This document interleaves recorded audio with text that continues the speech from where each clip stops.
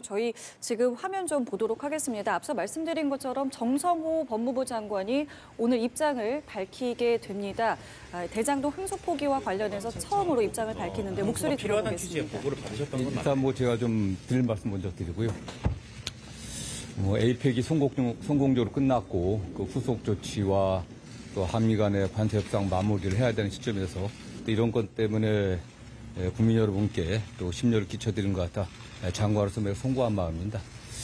이 사건 관련해서는 원론적인 말씀을 드린다고 하면은 저는 성공한 수사 또 성공한 재판이었다고 생각합니다.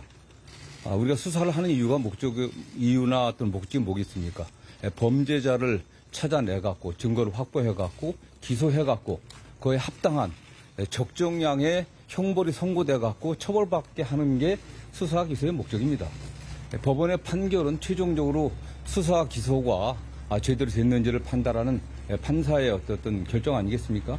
그런 측면에서 이번 대장동 관련 사건은 통상적인 기준에 비춰 봤을 때 검찰이 구형했던 양보다도 더 두 사람은 더 많은 형을 선고받았고 통상적인 검찰의 항소 기준인 그 양형 기준보다도 초과하는 그런 형을 선고받았습니다. 저는 그렇기 때문에 이 사건 관련해갖고 수사한 검사들도 최선을 다해 나름 수사를 했었고 물론 여기에 관련해서는 수사 과정에 여러 가지 문제점이 있었다는 얘기도 좀 많이 나오고 있습니다.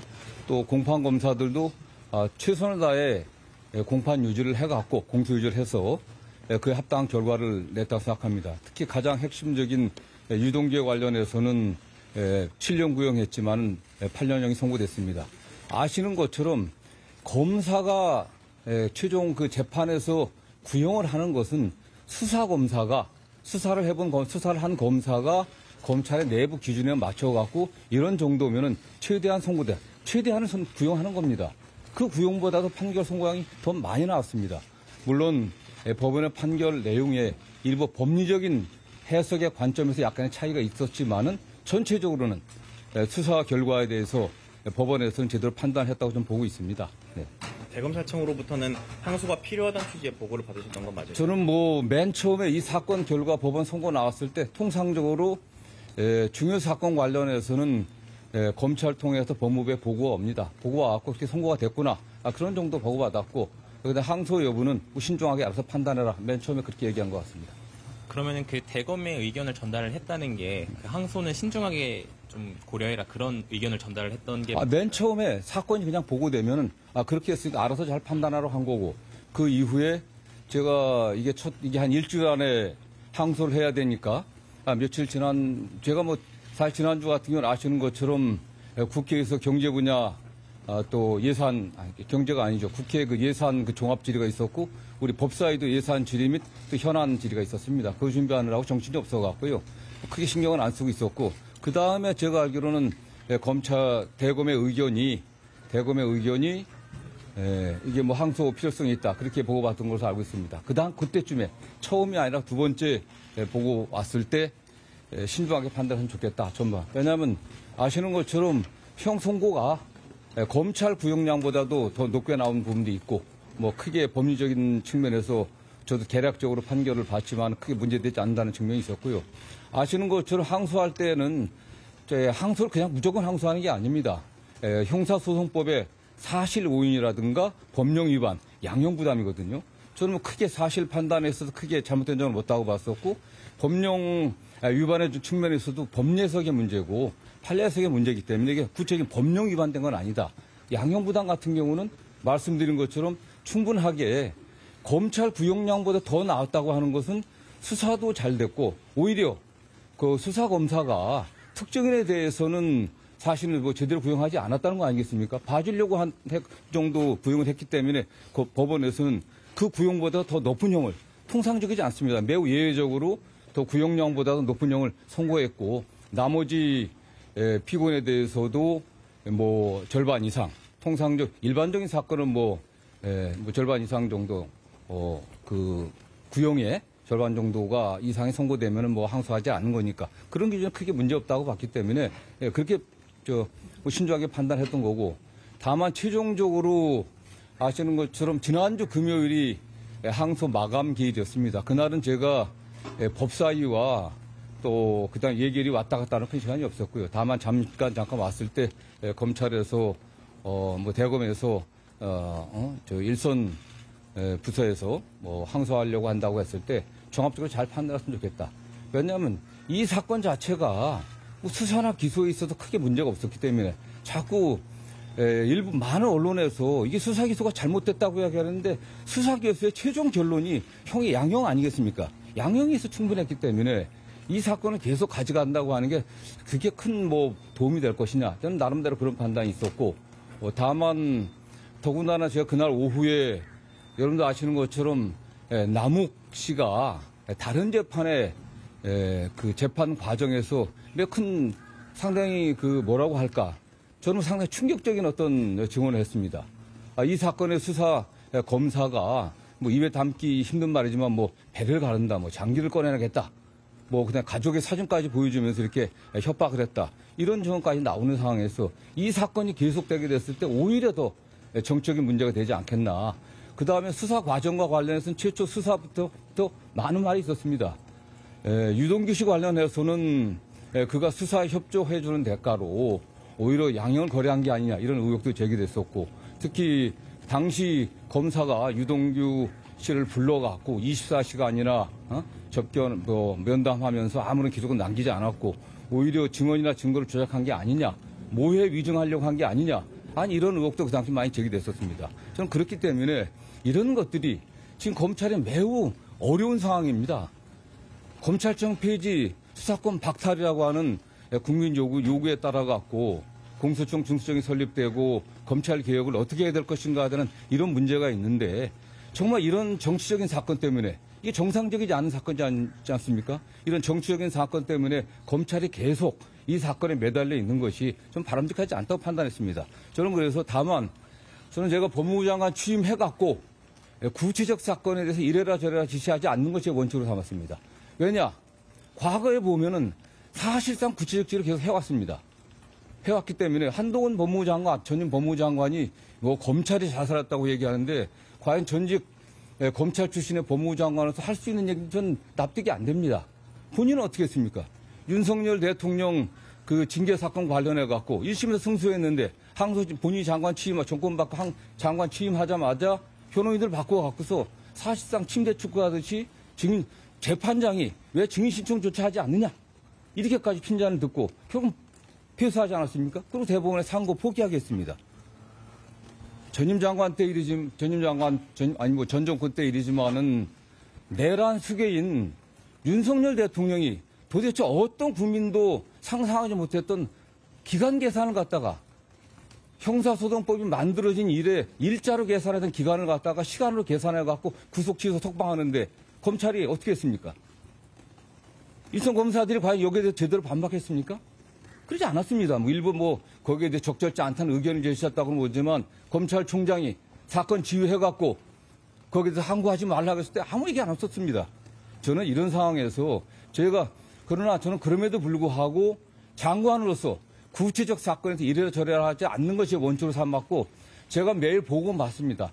이런 형사사건도 공공형사사건 그다음에 일반 형사사건 그 외에 일반 민사소송 다양한 종류의 사건뿐만 아니라 여러 가지 검찰 사무에 관련해서 감독권자니까 보고를 받지만 이렇게 해라 저렇게 해라 하는 그런 지침을 준 바는 없습니다. 다음 보고를 받으면 제가 경험한 어떤 사건의 맥락들 받고 이런 걸 좀 참조했으면 좋겠다. 이런 정도 의견을 제시해왔고요. 제가 법무부에 있을 때 이 사건에 관련해갖고 맨 처음 사건 결과 보고 봤을 때는 상당히 중형이 나왔네.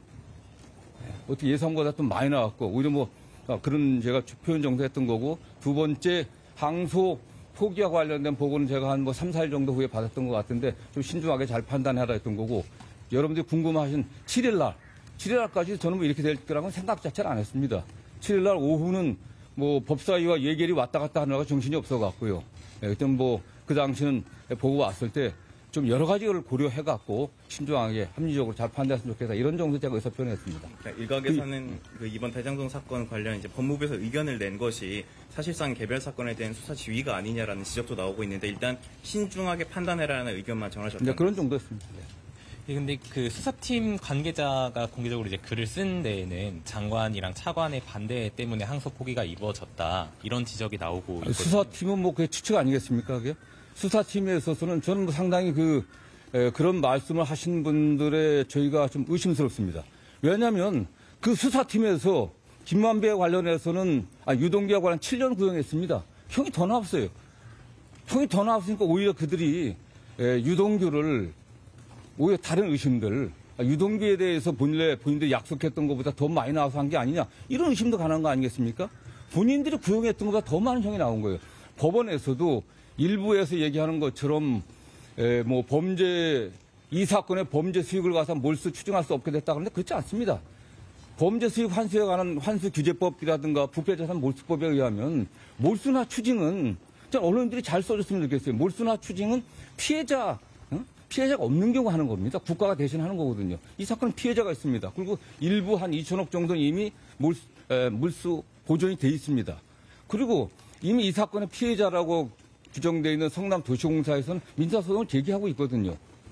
그렇기 때문에 일부 언론에서 7천억을 갖다 받지 못하게 만들었다고 하면 전혀 사실과 다른 겁니다. 그리고 법원에서는 현재 드러난 범위 내에서는 또 몰수추징 선고를 했던 거고요. 그 다음에 7천억 얘기를 자꾸 하는데 그거는 이 개발 행위에 따른 전체 수익을 7천억입니다. 정당 수익이 어딘지, 정당 수익을 넘어서 성남도시공사가 제대로 일처리를 하지 못해갖고 거기 일부 관계자들이 거기에 도움을 줘갖고 뇌물을 받고 도움을 줘갖고 더 발생한 그 수익이 어느 정도인지 그 부분이 확정이 안 됐다는 거거든요. 저는 이거에 관련해서는 어차피 가장 중요한 게 뭐 항소 1심보다 더 많은 형을 선고받지 못해서 그런 가능성이 없었다고 하는데 1심보다 더 많은 형이 선고됐기 때문에 항소심에서 양형이 달라질 가능성이 있겠습니까? 우리 법조기자들 그런 사례 봤습니까? 겨우 1심보다도 양형이 늘어난 게 매우 드문 겁니다. 그건 사실은요. 이미 1심에서 양형이 구형보다 늘어났습니다. 그렇기 때문에 저는 뭐 7천억 몰수 추징 문제에 관련해서도 전혀 좀 사실대로 보도를 했으면 좋겠어요. 이거 받을 수 없는 게 아닙니다. 이미 민사소송이 돼 있기 때문에 공소유지 잘해갖고 항소심에서 이게 물론 추징이 안 됐다고 하더라도 몰수 추징 판결이 안 됐다고 하더라도 그 범위가 명확히 확정된다고 하면 민사소송에서 그게 확정이 안 된다고 하더라도 민사소송에서 관련들을 입증 제대로 하게 되면 좀 받을 수 있는 겁니다. 보시죠. 문제 관계.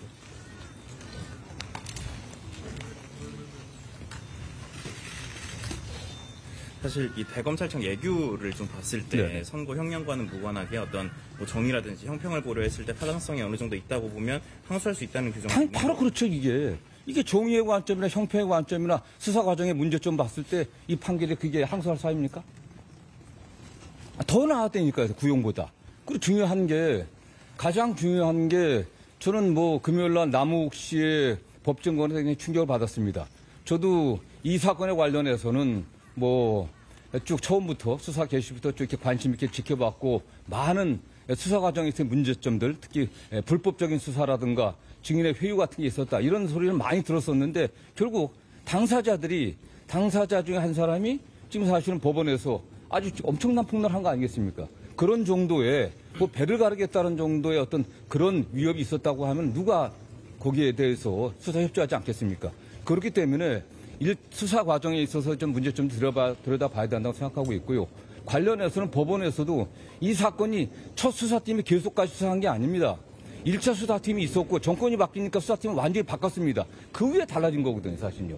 그 후에 달라졌기 때문에 수사팀의 의견이라고 하는 것도 1차 수사팀의 의견과 2차 수사팀의 의견이 좀 다를 거라고 보고 있습니다. 그래서 2차 수사팀에 일부 참여하신 분들이 여러 가지 문제 제기를 하는데 그러나 어떻게 됐든 간에 사실관계에 있어서는 기본적으로 법원에서도 인정을 했고 문제가 있다라는 판단한 거 아니겠습니까? 그래서 중형을 선고했다고 보고 있고요. 예. 말씀하신 대로 이게 정치적으로 좀 얽혀있는 사건이다 보니까는 이번 결정이 이재명 대통령 재판 부담 줄이기 위한 거 아니냐 이런 지적도 있는데. 이 사건과 이재명 대통령과 무슨 관계가 있습니까? 이재명 대통령이 이미 별개로 기소돼서 재판을 진행 중이다가 지금 뭐 중단돼 있고 거기 관계자라고 하는 그 성남시 공무원들도 재판을 따라받고 있습니다. 저는 그 재판에서 그건 그 재판이고요. 이 재판과 관련해서도 법원에서 분명히 대통령과 관련해서 어떠한 그 판결 이후에서도 설치된 바가 없습니다. 오히려 대통령을 제가 고려하고 했다면 또 다른 판단도 다른 의견도 낼 수 있었겠지만은 저는 이건 이 사건에 관련한 저의 의견은 저도 변호사를 오래 한 사람이고 또 법무부 장관으로서 책임감을 갖고 더군다나 지금 검찰이 처한 여러 현실을 고려할 때 이 사건은 우리 검찰이 여기에 매달려 계속 가는 거지.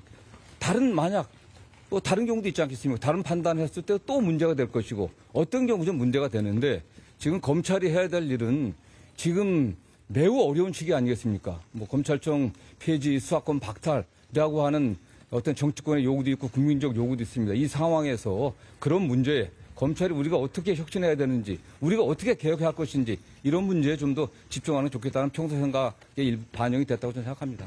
장관님, 이번 사건 관련해서 중앙지검장이 사의를 표했고 그리고 또 이제 전국 검사장들도 이 부분에 대해서 추가적인 설명이 필요하다, 대검에 이런 소명을 좀 요구하고 있는 상황이거든요. 저는 물론 그런 의견을 낼 수 있겠지만은 좀 상당히 안타깝습니다. 중앙지검장의 위치가 그냥 가벼운 위치 아니겠습니까? 대한민국의 검찰이 처리한 사건은 굉장히 많습니다. 99%의 사건은 일반 서민들이 겪고 있는 많은 그런 형사상의 피해들, 그걸 처리하는 민생사건이 대부분입니다. 수많은 형사부 검사들이 현장에서 그야말로 잠 안 자고 그야말로 피땀 흘리면서 국민들의 재산을 지키고 안전을 지키고 생명을 지키려고 최선을 다하고 있습니다. 1%도 안 되는 형사사건들, 그야말로 극소수의 정치 검사들이 정치적인 눈치를 보면서 수사를 해왔기 때문에 국민적 불신이 나온 겁니다. 검찰권을 너무 오용하고 남용했기 때문에 검찰 개혁하자고 하는 거 아니겠습니까? 검찰권 오용과 남용의 사례가 뭐가 있겠습니까? 굳이 제가 그 얘기를 하게 한다면은 그것도 제가 뭐 어떤 정치적 입장이라고 했으니까 말씀드리지 않겠습니다. 국민들은 알고 있습니다. 검찰이 수사권과 기소권을 독점하고서 얼마나 많은 권한을 갖다 남용하고 사건을 왜곡해 왔는지 이제는 거기서 벗어나야 됩니다. 저는 이 차제에 중앙지검장이나 검사들이 한번 생각을 해보십시오. 가슴에 손을 얹고 우리 검찰이 어떻게 나가야 되는지, 어떻게 해야 국민을 위한 검찰로 거듭날 수 있는지 이런 점들을 고려했으면 좋겠어요. 물론 뭐 내가 책임을 진다 하고 그 자리에서 벗어나면 본인은 편할 겁니다. 그러나 그런 것들이 검찰의 발전을 위해서 국민들이 기대하는 검찰 개혁을 위해서 뭐 좋겠습니까?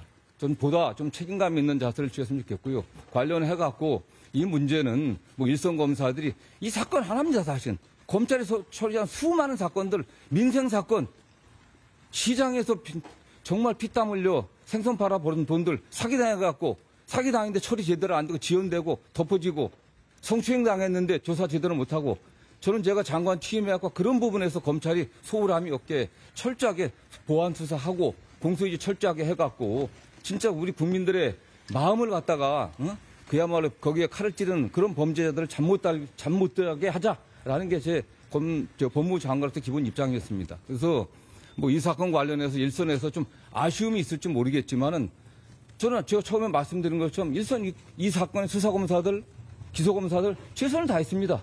최선을 다한 결과가 그 양형입니다. 법리적인 판단 문제들 좀 다 견해가 다를 수 있습니다. 그러나 이런 거 우리가 집착해갖고 이 사건 하나에 매달려갖고 우리 지금 검찰이 어떤 방향으로 변화돼야 되는지 그런 것에 대한 고민과 성찰이 오히려 묻혀지지 않기를 저는 바랍니다. 장관님, 7일 날에 직접 좀 신중하게 접근했으면 좋겠다는 취지의 의견을 노만석 대행한테 직접 전달을 하신 걸까요? 저는 뭐 노만석 제가 법무부 장관 취임한 이래 사건과 관련해서 노만석 검찰총장 대행과 통화한 적은 단 한 번도 없습니다. 혹시 그럼 그 의견을 누구에게 전달을? 저는 뭐 법무부에 뭐 차관도 있고 또 국장도 있고 과장도 있고 참모들하고 뭐 보고도 왔을 때 잠깐만 뭐 딴 데도 아닙니다. 예, 국회 안에 우리 법무부 대기실 바로 그 공개된 장소 거기서 얘기했습니다. 총 그럼 3차례에 걸쳐서 의견을 대검 쪽에 전달한. 뭐 맨 처음에는 그냥 통상적으로 매일 아침 뭐 말씀드리면 뭐 굳이 말씀드려야 되는지 모르겠지만 그냥 아침에 모든 뭐 중요 사건들에 관한 보고가 있기 때문에 장관이 알아야 되니까 언론에 이런 사건이 났다. 판결 선고가 이렇게 났다. 이런 정도 보고 맨 처음 되는 거고 저는 뭐 그럼 그렇다고 끝납니다. 두 번째에 와서는 뭐 이게 그 일선에 정확히 며칠 기억나지 않겠습니다. 며칠 지난 후에 현장에서 뭐 항소 포기 의사가 있다. 항소해야 된다라는 의견이 있다는 그런 보고를 받았고요. 그래서 뭐 크게 신경 쓰지는 않았습니다. 뭐 그랬다가 하면 그때부터 논의를 했겠죠.